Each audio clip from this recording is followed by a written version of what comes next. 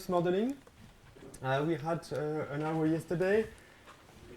Just to recap a bit what we said yesterday and what we have to achieve today during this hour. I said that we were focusing during this talk about carbon dioxide, and I gave an introduction about the global carbon budget, highlighting the need of monitoring the carbon fluxes, which means sources and sinks. We want to identify the sinks and protect them. We want to identify the sources of carbon dioxide and remove them as much as possible. Also, we want to understand these fluxes, and the models, the current models, in particular for the IPCC simulations, have a very poor skill for climate carbon simulations. So this is what we want to achieve. This is of high interest for the private sector and the public sector, and there is a growing market there, which is planned. To do that, we use CO2 observations. So we want to estimate the causes, which are the emissions, based on the consequences, the high load of CO2 in the atmosphere. So we are using these atmospheric observations. With inverse modeling, we have to use a statistical approach because atmospheric transport is not a reversible process. So we're using statistics, and to use the statistics, we need to get the error structures right. So we spent a lot of time yesterday describing the various challenges in the error structures because there are many types of errors in these systems. The prior errors, the transport errors, the observation errors. All of this, we need to have them correctly described in our systems. So this is where we stopped, and we're starting now with the inverse system, so it will be a bit more technical with a bit of math. I'm sorry for this. But just to give you an idea of the big machines, the big machineries that we run to have these maps of carbon fluxes based on these observations. I will then discuss the regional inversions rather than the global ones. They pose specific challenges that I will expose, and also I will explain how we address this problem in Mach 2 to help regional inversions. Then I will say a few words, a couple of slides about reactive species, because the rest of the talk is dedicated to CO2, but we can't forget that many other species are of interest for inverse modeling. It's, I would say, even more complicated with reactive species, but as scientists, I feel it even more exciting, maybe. Then I will discuss the evaluation of the inverse modeling products, in particular given in the light of all the error structures that I have described before, and then draw some prospects for this kind of product. A bit of math. I'm a bit sorry for this. You can skip this if you don't like the math. I think it should correspond to what Jean-Noël said the other day. We are working with Bayes' theorem that I exposed yesterday, under Gaussian error statistics, so it's the second equation that we see in the middle, the P of phi. And if we work the math, then we arrive to this cost function. So all the terms are defined there. It's the usual notation, so I will not go back to this. And the small diagram, the small drawing at the bottom right just illustrates what we are doing. We have a prior information about the fluxes, which is called XB, with some uncertainty associated to it, which we describe with the covariance matrix, the B matrix. So this is represented by a circle around the point, so you have a radius of uncertainty around what is given as a prior flux. Then we have the transport model that projects this information about the fluxes in the measurement space. This is where we can compare with the Y's, the observations, and the observations have associated uncertainty with them. So we expect to have the solution somewhere between the two circles on the right. This is what is shown here with the green circles. I hope that in the back you can see them. So in the observation space, the green circle corresponds to the optimal solution that satisfies both the prior information and the observations. and these green circles correspond to the green circle on the left, which is sticked with XA and A, so the optimal fluxes and the associated uncertainty. So if we work the math and the equations from Bayes' theorem and our Gaussian assumptions, we usually easily find the equations that we see here, the three equations. XA is the analysis, so it's the best fluxes that we can have given the available information and the associated uncertainties. So XA equals XB, the prior fluxes, plus a correction term, which is the product of a gain matrix, K, and the misfits between the prior fluxes and the observation. So it's just a correction to the prior. Then you have the associated uncertainty, which is a product of matrix starting from the prior error covariance matrix. So in the end, we just get a few equations, and it's very easy to program, provided that the equations, that the size of the problem is small enough to work the matrix operations. We also have the variational solution, and it corresponds to what is done at ECNWF, for instance, in the 4D VAR system for numerical result prediction. So equivalently to the equations that we had on the previous slide, we can minimize the cost function, the -2 log of px given y. So it's these two terms. It's a quadratic. It's a sum of two quadratic terms, and we find the minimum step by step by an iterative process. And to do that, we use the gradient of it. So it's the two main approaches that we can use to get the optimal fluxes and the uncertainties, and it really corresponds to what is done in numerical result prediction. The basis, the theoretical basis, is really the same. So basically, if you had questions further to Jean-Noël's talk, you can try them on me, because we are facing in both institutes most similar challenges. Optimality system. So here I'm describing a bit more the technicalities of this specific problem that we are addressing here, inverse modeling, in particular for CO2, but in general for long-lived greenhouse gases. So we want to minimize this cost function by one way or another one. And we saw yesterday that CO2 was a well-mixed gas in the atmosphere, and in this context, you want to have a very long inversion window. So instead of having a 12-hour inversion window, like we do for NWP, for instance, we want to span weeks or even months or even years to account for the long history of the molecules that are measured, that are seen by the measurement devices.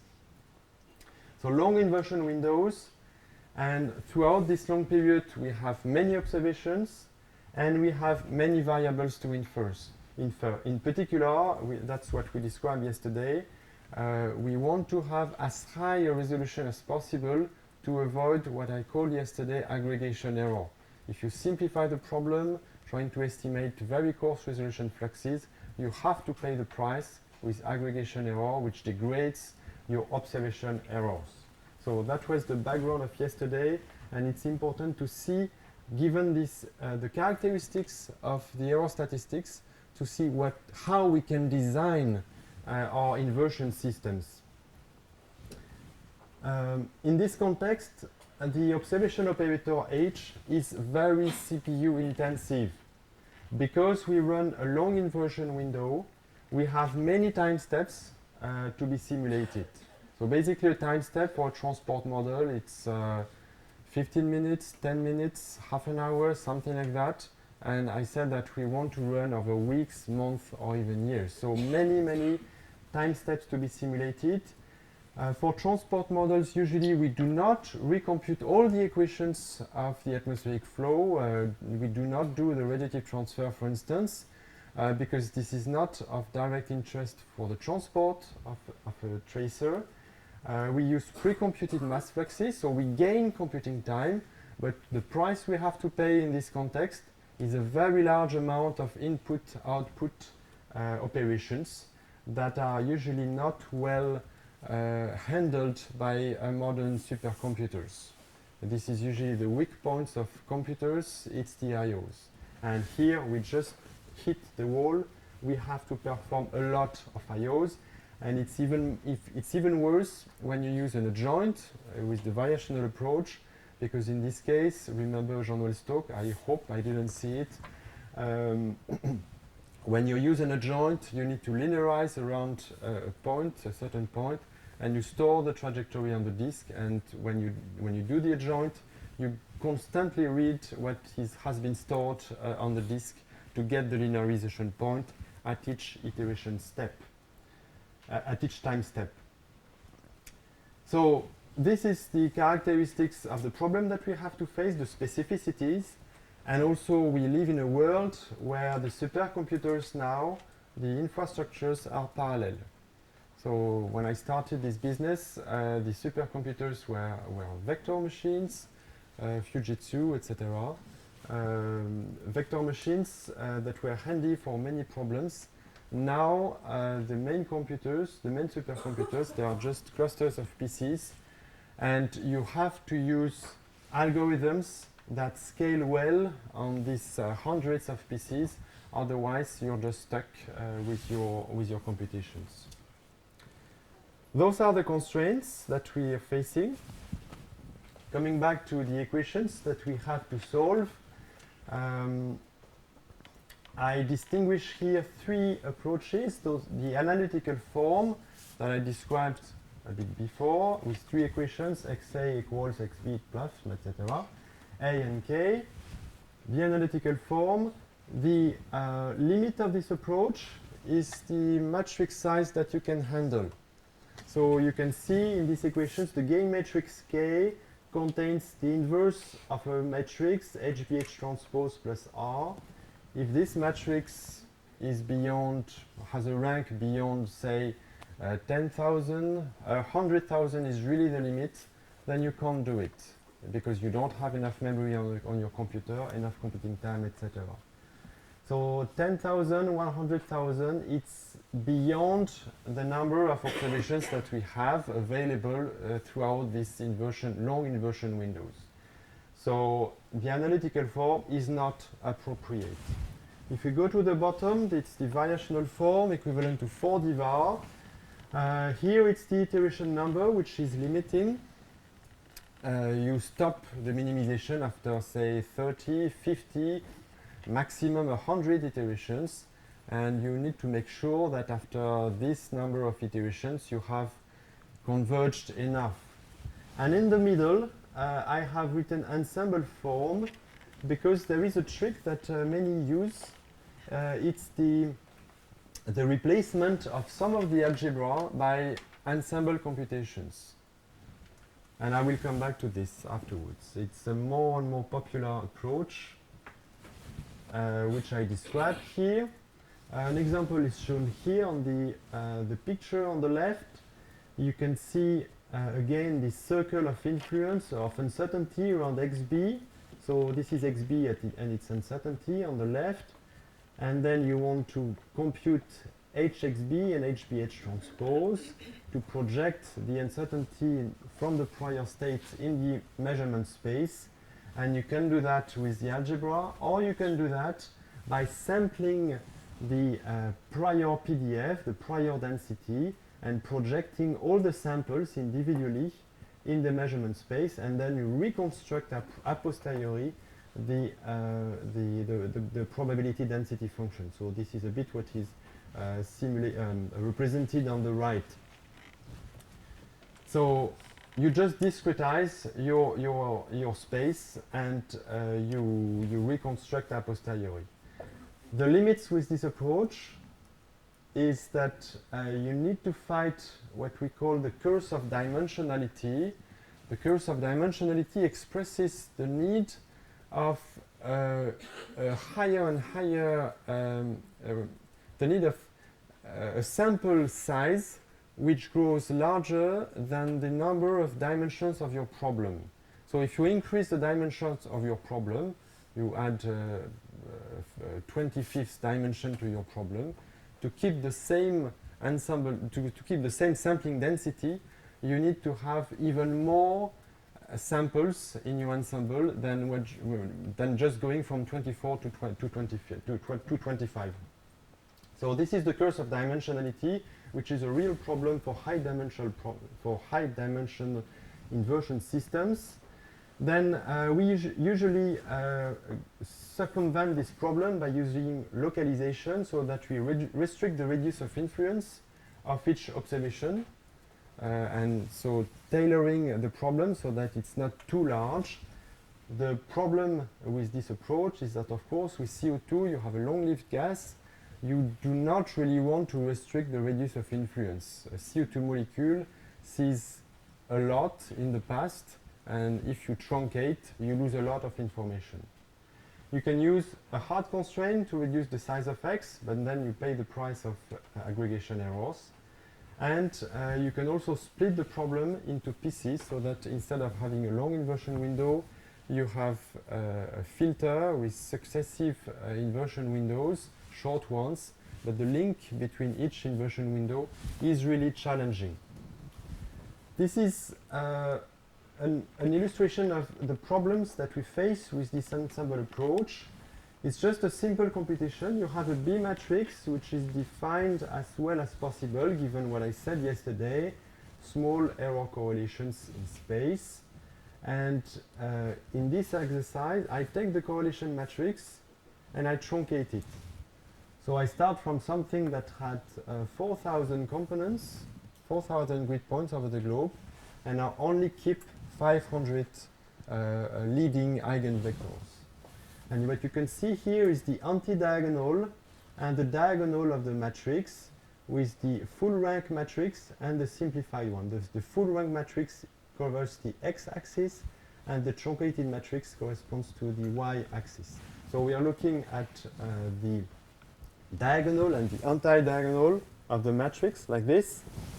In principle, you expect ones on the diagonal, so the full rank matrix only has ones, but the diagonal matrix, the truncated matrix has a spread of values between 1 and actually 0, which physically does not make any sense. It's not a correlation matrix anymore. And for the anti-diagonal, you also have weird features. In particular, well, you can see the ones from the diagonal, and then you have oscillations throughout the anti-diagonal. So this is the price to pay with an ensemble approach. You simplify your error structures in a way which does not really make them an error structure anymore. For the variational approach, this time, I mean, you can see that even all what I said nasty about the ensemble approach, you can see that I favor the variational approach, but there are tough challenges as well that we cannot underestimate. In this case, we need to compute H and H transpose. So H corresponds to what is given in J of X, so the first equation. H transpose appears in the gradient of J, a second equation. We need to invert B and R. This is given in the first two equations. You have B minus 1, R minus 1 appearing. You need to find a minimization method to find the minimum. And if you want to use the posterior error covariance matrix A, you need to compute and invert the inverse, the Hessian of the cost function. So it's also a big mountain that we have to climb to get this variational formulation working properly. Let's look at these successive challenges. The computation of H and H transpose. H is straightforward because it's just the forward models. We just need to run it directly. Then we have the transpose of H, is the adjoint matrix of H. And to do that, we use the adjoint approach, where the full operation is decomposed into individual operations. Each operation represents one line of code. So you use the chain rule, going from the last line of the code back to the first line of the code. You derivate each line of code individually. You can do that by hand. It's very tedious, very exhausting, but it's possible. Or you can use what is called automatic differentiation, softwares dedicated to help the coding of the adjoints. My experience is not necessarily very good along this line because those softwares need a lot of preparation work upstream. So in the end, you do not necessarily gain time, but those are approaches that need to be further explored because currently we lose a lot of manpower coding adjoints. The inversion of the B matrix, well, if you're smart, you can choose a form for B which is both realistic, that corresponds to the information that you have about your prior errors, and which is mathematically convenient, and in particular with what we call a Kronecker product, separating the space and the time. You can do your work with eigenvalue decompositions. So I just give you here the key words. I will not go into detail of this, just to explain that it's definitely feasible, and that's what we do in Mach 2 for CO2. For the inversion of the R matrix, it's a bit more tricky because compared to B, B has a regular shape in space and time. There is a grid point defined at each time step, for instance, and your grid points are regularly spread around the globe. Whereas for R, the observation error covariance matrix, it's more complicated because you may have an observation at one site at one time step, but not on the next time step. You have a very irregular, heterogeneous observation density. So the inversion of this very irregular matrix that is not really known in advance, you cannot do your work once and for all, because tomorrow there will be another data density structure, is definitely challenging. So you can try to have it block diagonal, which is not always possible. You can try to directly define the precision matrix, so you do not work on R, but you work on R minus 1. It's an original approach, but which is not used a lot. And usually we use other tricks, and this is here the tricks that I wish to illustrate. This is a test that I did a few years ago using simulations of a satellite instrument that would look at CO2 fluxes or CO2 concentrations day after day. And the specificity of the system is that the satellite looks on the track, so there is no swath, and it corresponds to the, basically it corresponds to the concept of the American instrument OCO. So with this concept, I tested the impact of correlated errors, so it's the R matrix that we are looking at, correlated errors from one sounding to the next along the track. And the correlation is 0.5. So you have one sounding in the middle, it's correlated, its errors are correlated to the 0.5 level with the two neighbors, the one before and the one afterwards. The expected uncertainty reduction with a perfect system is shown on the map. It goes between 0 and 0.5. So with 0, you do not gain any information about the fluxes. With 0.5, you reduce the uncertainty of your surface fluxes compared to the a priori by 50%. And you can see that most of the information is gained over the vegetated lands, but you also have some information over the ocean. So that's with a perfect system. Now what happens with three simplifications? Because we know that a perfect system imposes the inversion of this R matrix, which is not diagonal and which is really challenging. So we usually use one or two of the three approaches that are described here. You can simply, this is what is shown on the top, ignore the correlations. You just say, well, my matrix is diagonal, and let's forget about the 0.5. And the impact is shown with the small map, the small stamp. When you ignore the correlations, the map on the left is changed by the values that you see on the right. So you started over the lands with values around, let's say, 0.3, and you change these values by something like 0.05, 0.08, something like that. The problem is that over the oceans, where you had a small uncertainty reduction with the reference system, the degradation is larger than the uncertainty reduction, which means that your posterior fluxes, in this case, are worse than your prior fluxes. You think that you have gone closer to the observations. Yes, it's true, but in the wrong way. You have put the increments at the wrong places, and there are places where your posterior fluxes are worse than what you had before. You have completely flawed your system. So this is where you really have to be very careful. Another approach is to thin the data, and it's used a lot in NWP. But of course, in this case, you lose a lot of your observation power.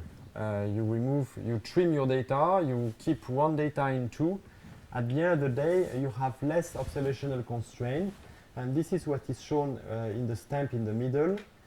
In that case, you have no point in the world where the posterior fluxes are worse than the prior ones, but you have lost something like 0.1 over the vegetated land when you had before 0.3 or something like that.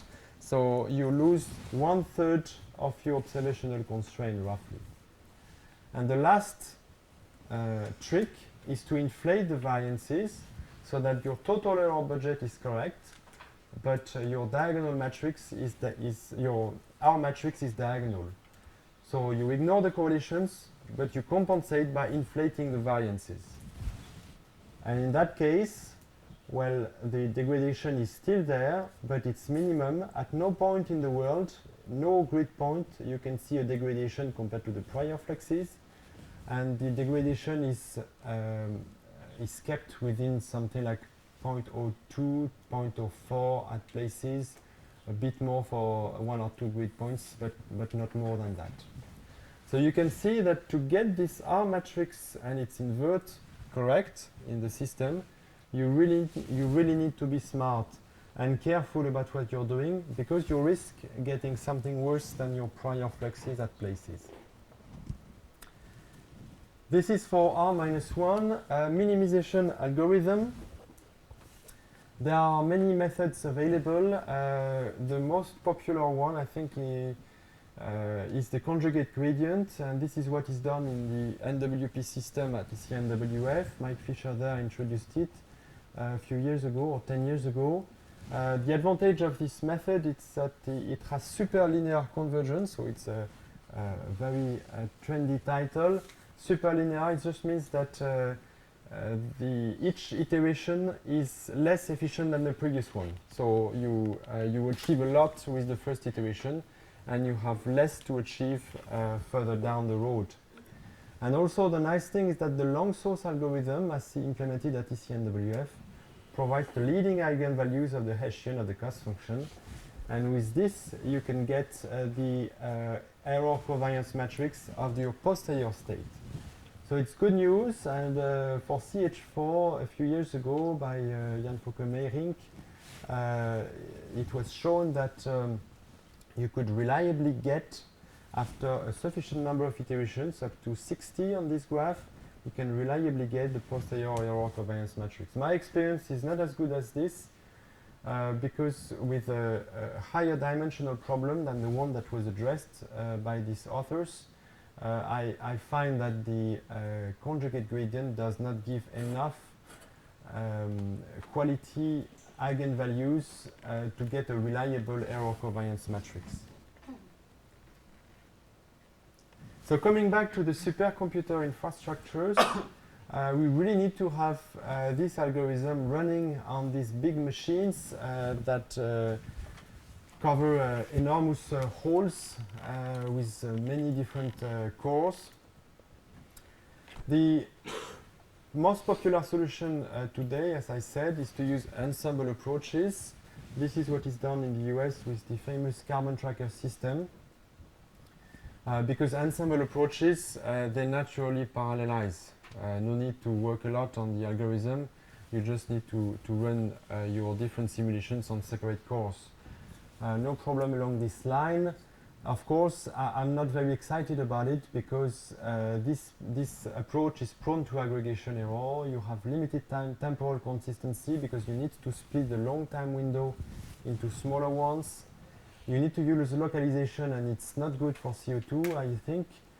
And well, and that's it. You can parallelize using MPI. This is the traditional way to parallelize a forward model. This is a work that we did for the LMDZ transport model, which is used for the CO2 inversion in Mach 2. The issue, as I briefly explained a bit earlier, is the amount of input-output. So this is represented on the circle, the disks that you can see here. It's the amount of time spent in each one of the routines of the LMDZ transport model. And the large two blue squares, the large two blue quarters correspond to reading routines. So you lose half of your time reading files. And at the end of the day, when you look at the occupation of your course, you may have used eight CPUs, but most of the time they have been waiting for each other to finish the reading. So this is something which is challenging. Recently we introduced a novel approach to parallelize the variational system.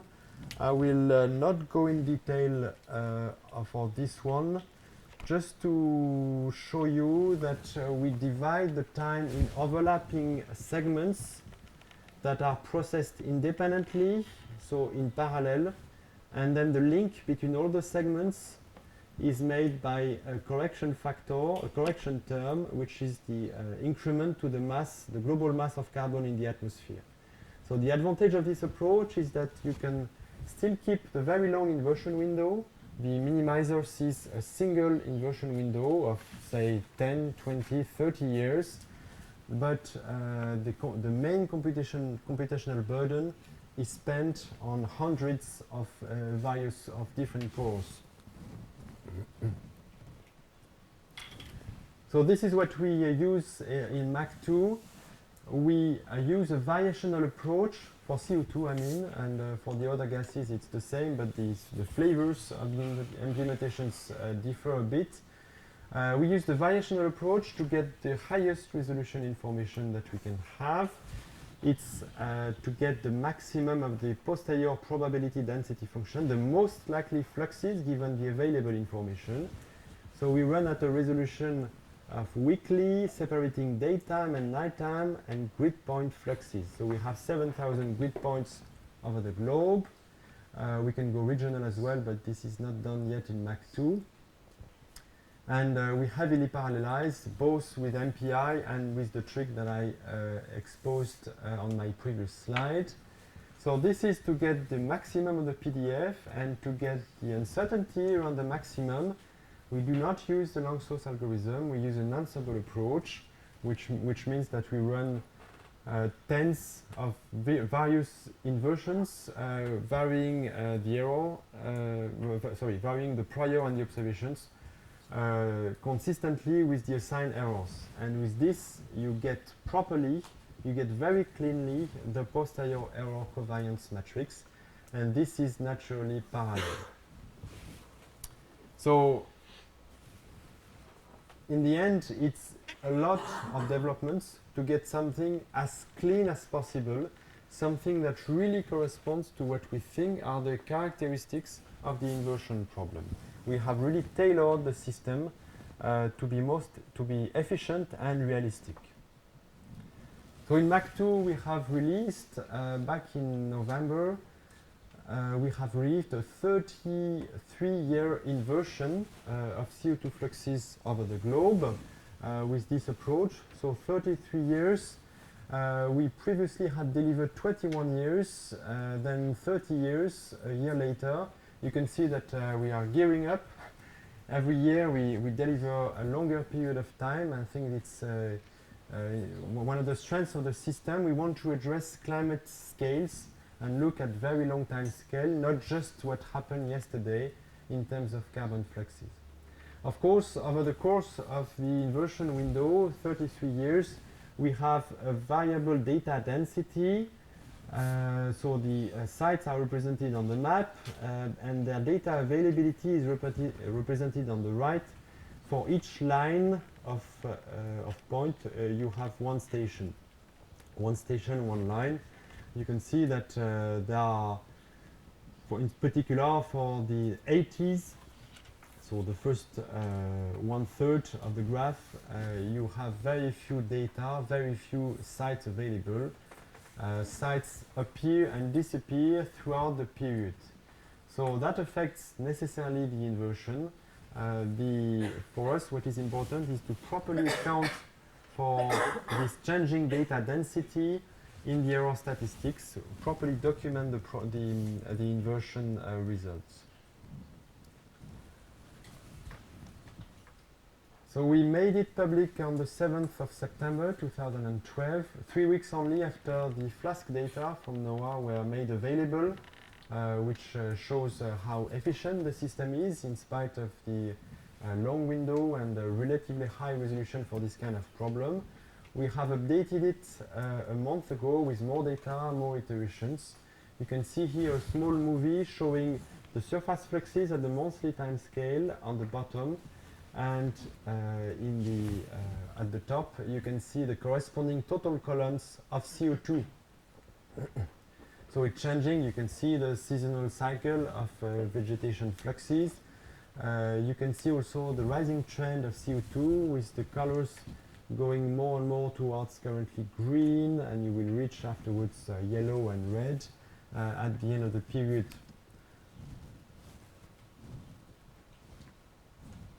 So that's for the MAC2 system and the current product that we have for CO2.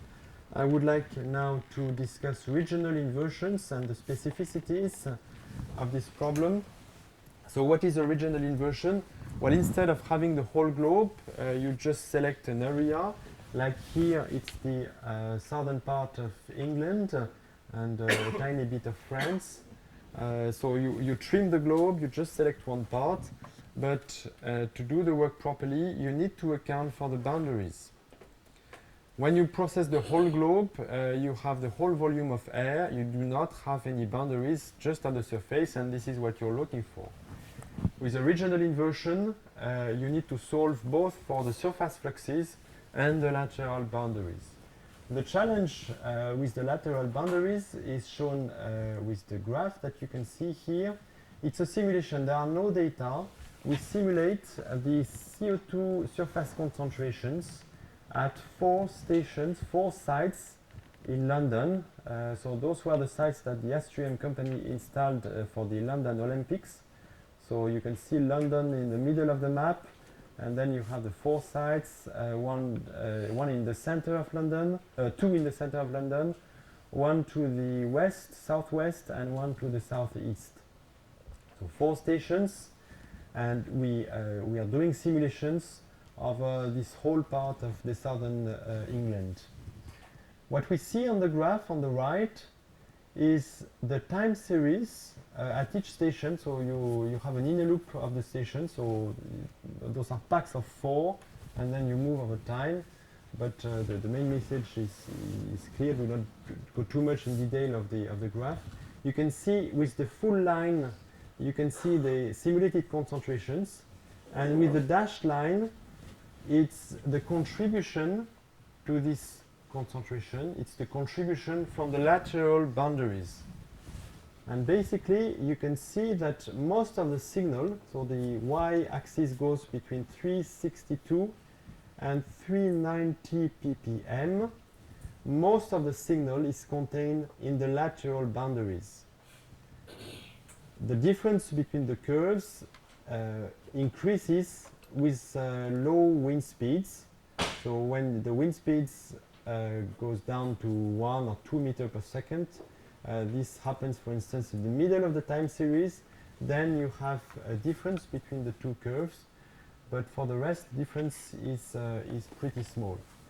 So you really have to well account for the boundaries to capture this small signal corresponding to the surface fluxes which are of interest to you.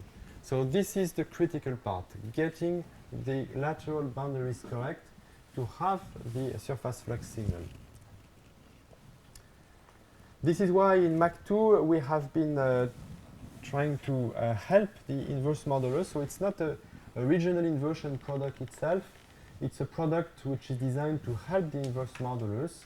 We provide forecasts of CO2 at high resolution, 15 kilometers over the whole globe. So that's the power of the ECNWF computers to achieve this every day. An example is shown here with the Hurricane Sandy that hit the eastern part of the US back in October and November 2012. You can see the hurricane at various levels in the atmosphere hitting the US, and you can see the thin structures that the forecasting system simulates with this.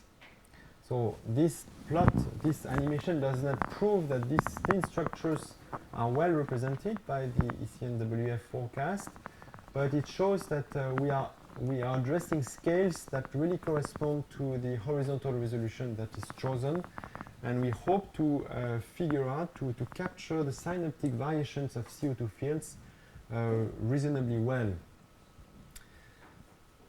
This forecast is actually based on a model.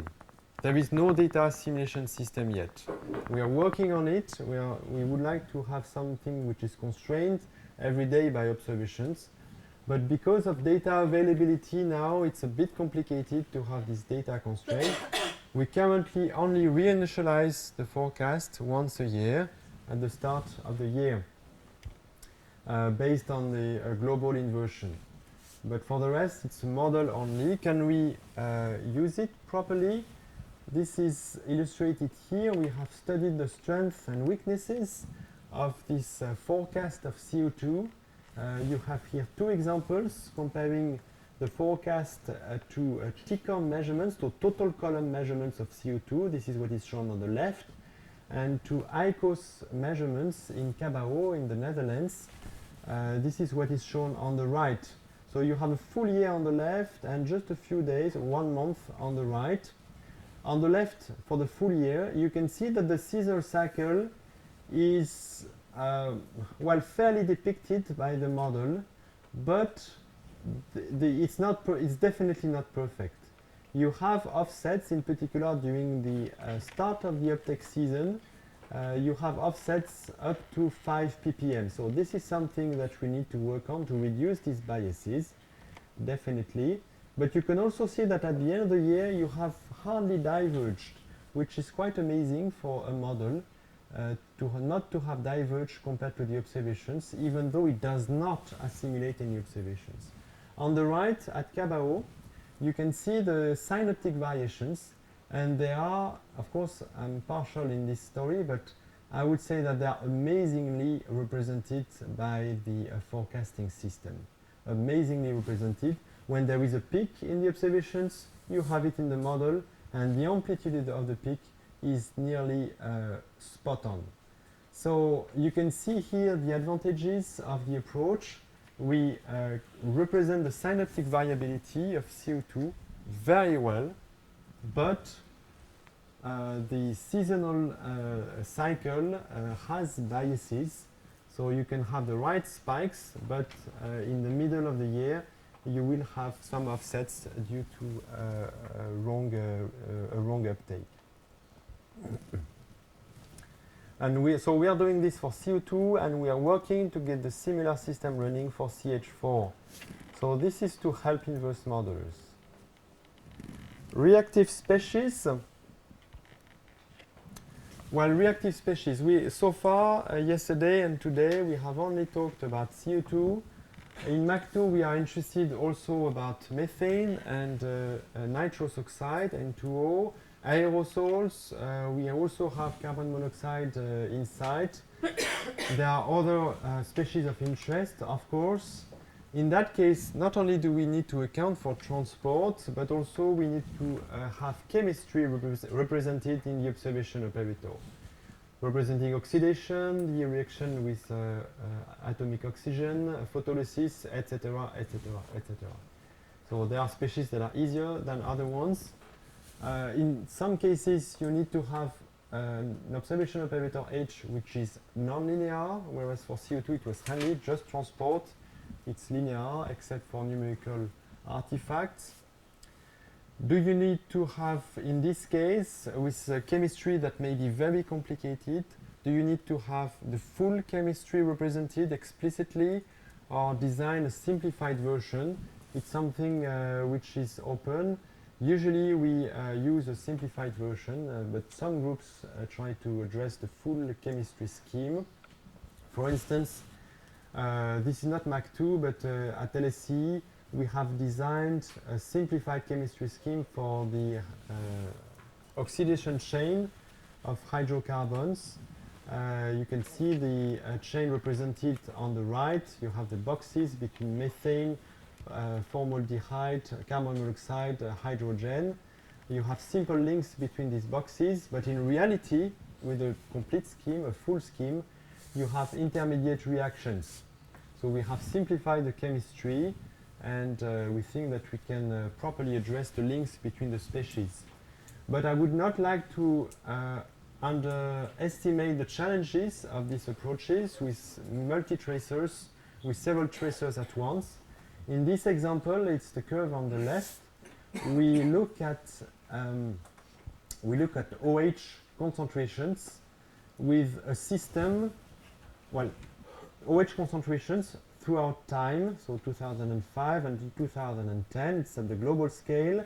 You have the OH concentration from the prior simulation, which is in blue, with just one tracer, methyl chloroform, which we assimilate, it's in green, and we think that we have a fair constraint with methyl chloroform, at least for the first few years.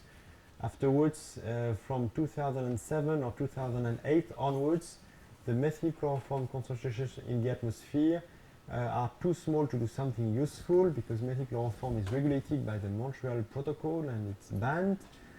And in light blue, you can see with a full system with many species interacting, you have another curve. My concern when I saw this curve a month ago is that we do not have the same sign of increment with one species assimilated or with several species assimilated.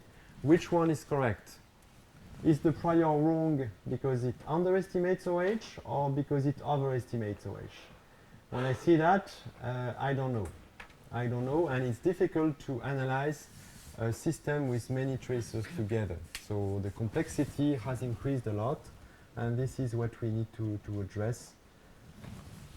The good thing with the reactive species is that you can relax the measurement requirements a bit. Not necessarily a lot, but a bit, and that makes in particular the retrieval of this species from space easier than for CO2. For CO2 we are still struggling, and I will show that a bit later. In particular, the requirements, we want biases for CO2 that are less than 1 per mil, and for CH4 we think that we can deal with 3 per mil. So it's not a huge release, but we have a slightly relaxed requirements. So it's good for us. And the nice thing is that in that case, we can assimilate quite a few satellite observations. We currently have, or last year we had, until the first few months, Skamaki that John Burroughs described. We still have GOSAT Tenso for methane and YASI for the tropical bands. We also have the surface measurements. So in the end, we have a full room of products, and we can intercompare them. I see my time passing by, so I will not describe the figure on the bottom. Well, it was just aimed at comparing the inverted fluxes from various satellite and surface observation systems, just to see whether the information is compatible, coherent from one observation system to the next. This is the Mach 2 product for CH4. It's a 1-year inversion for the year 2001 to 2011. Sorry, there is one of the pictures that is flowed. You can see at the top the schema key measurements. So in 2011 we still had schema key. The schema key measurements on the left, and on the right is the model simulations. Then at the bottom you can see the a priori fluxes on the left, and on the right the posterior fluxes. So the posterior fluxes have changed the emissions compared to the a priori, in particular by reducing a bit the rice and wetland emissions in the southeastern part of Asia. You can spot also other differences in Europe or Latin America. So this is work done at JRC by Peter Bagamaski. We now have a new product with nitrous oxide. It covers 11 years and uses roughly the same system than for CO2. So we mutualize. Now that we have done the good work, we think, for CO2, we can just copy and paste the system and apply it to other species. And for N2O, this is work done by Ronald Thompson at NILU. We now have released this inversion. You know that N2O fluxes are generated by bacterial activity, mostly over the lands and the ocean, and also industrial processes. The inventories are very uncertain, in particular because the bacterial activity is difficult to pin down. And here we have the view from the atmosphere, even though there are, as I said before, there are more uncertainties in the observation operator than for CO2, because we have chemistry now embedded in the system. But it's a novel product which I think has no equivalent currently in the world. Evaluation of this inversion product. Well, here we have been facing a tough problem because when we look at global inversion systems, we are talking about resolutions of, say, grid boxes of 100 kilometers at least. So in square kilometers, it's quite a lot for global systems, and it's very different from the scale of the ground truth. The ground measurements that we have, they come from these towers that I showed yesterday, and these tower measurements of fluxes, they are representative of scales of about the hectare. So there is a huge scale difference between the reference, where we could anchor our results, and the resolution of our results. We still have the possibility to evaluate our inverse fluxes with atmospheric measurements or concentrations by running the transport model again. But in this case, we are not completely independent because the transport model was already part of the inverted fluxes. And we also have, of course, the expert knowledge. If we deliver a product, we want to make sure that it really makes sense, and that carbon specialists, if we are talking about CO2, nitrogen specialists, if we're talking about N2O, find the product reasonable compared to the state of knowledge. This is the validation of the evaluation of the Mach2 system with independent atmospheric concentrations. We have total column measurements. Well, it's independent except for the surface measurements, which are the ones that were assimilated. But the aircraft measurements or the T-cone measurements were not assimilated. And for each category of data set, we have the error statistics. Look at the light blue or bluish colors. Those are the statistics that we produce. And we compare them with the statistics with a very simple inversion using just the annual global growth rate. This is the baseline that allows, with the violet colors, this is the baseline that allows us to define the scale of the inversion. We beat what we call the poor man's inversion.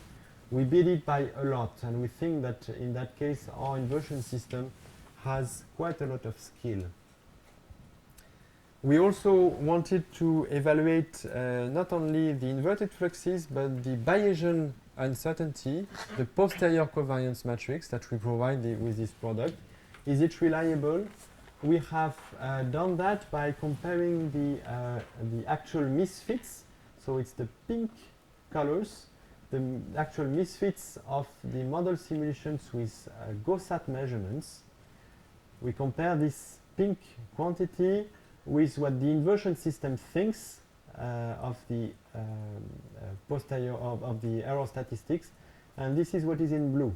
And in principle, we should have the blue and the pink aligned in various latitude bands and over land and over sea. You can here see the quantities in terms of root mean square for the prior fluxes and for the posterior fluxes, left and right respectively.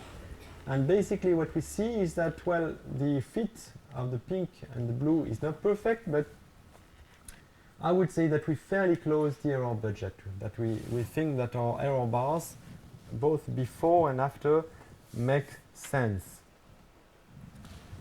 This is not Mach 2, but it's just to illustrate the fact that what we are doing with inverse modeling really makes sense.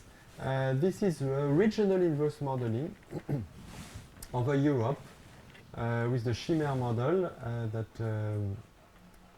Virginie mentioned a bit before for air quality, but we also apply it here for CO2. We have a mesoscale inversion at resolution 50 km, and with this resolution we think that we can start to compare with the eddy covariance measurements, the ground truth that I mentioned before.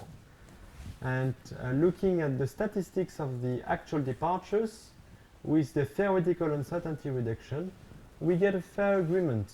I mean, in principle, the inversion system says, well, I should be able to reduce the uncertainty by 53%, and we see that the misfits between the prior and the posterior are reduced by 38%. So it's not the same number, but there are scale differences between the eddy covariance measurements, the ground truth, and our model simulation at 50 km. So some of the difference between the 53 and the 38% are just explained by scale differences. In this case, I think that we, again, fairly close the error budget. Not only are we able to provide a product, but we think that we correctly predict, forecast its capability to pin down the real fluxes. Expert knowledge, this is the Mach 2 product over the 3 decades. I have aggregated the product in latitude bands, and you can see the trends for the northern lands, the tropical lands, the southern lands at the top, and the oceans. We have a large uncertainty still remaining over the ocean. This is what our system predicts. Over the lands, the uncertainty is pretty small. You can see trends, you can see the high variability of the tropical lands, and this variability is not in the prior. So this is really genuine from the inversion system. And given the error bar associated, diagnosed by the inversion system, we think that we can trust these variations. When we look at higher resolution quantities for regional or subcontinental areas, we have something which is, depending on the observational constraint, the network density, more or less reliable. But again, the inversion system says, well, here you can trust me, here you cannot trust me, just look at my error bars. In particular, the trend over the Eurasian boreal region, which is a decreasing trend, more sink in this area, seems to be robust, consistently described by the inversion system. I'm running out of time, so I will skip very briefly through these slides.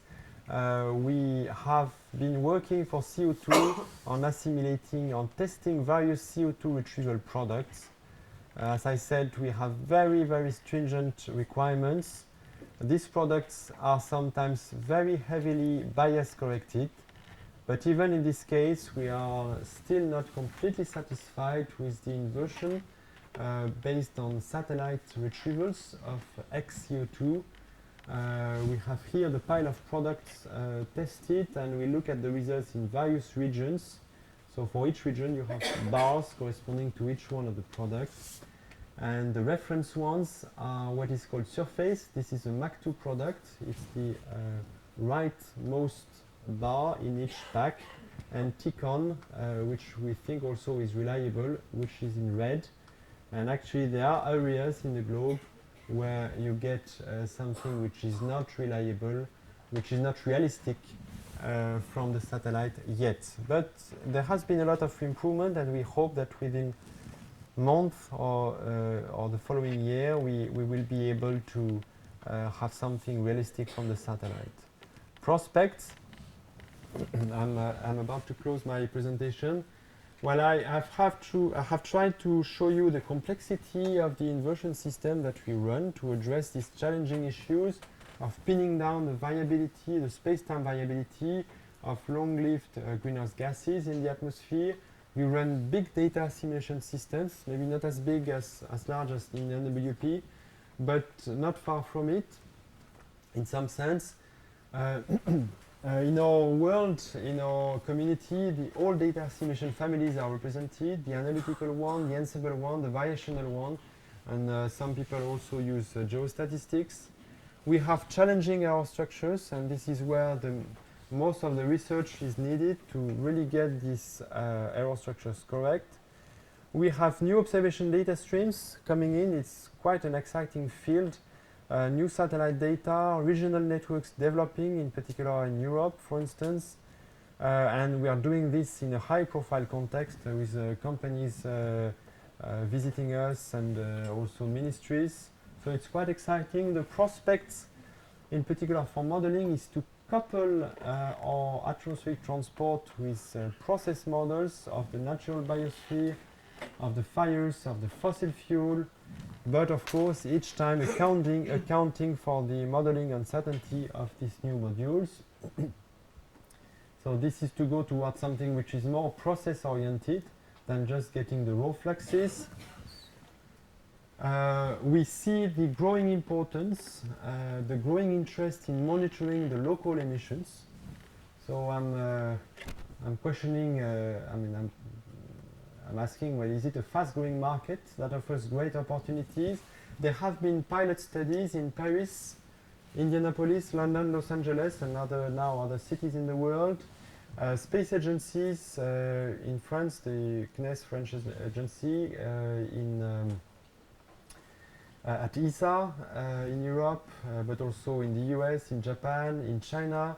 There are many satellite projects to monitor these local emissions, and there is a growing involvement from the private sector. So I gave some illustrations earlier. I would still like to keep my head cowled because this kind of product has not reached, and I try to explain this throughout this talk, has not reached full maturity. And in terms of market, we do not know yet how much a useful product which will cost. So basically, the usefulness of the product will depend on the data density, and the more sensors you need to monitor the emissions of a city, the more costly it will be. So whether we can achieve useful products with few sensors, low price, or not, will really dimension the market that we can have inside. But at least on the research side, there is much to do yet, and it's an excellent experiment field for data simulation lovers. So welcome if you're interested.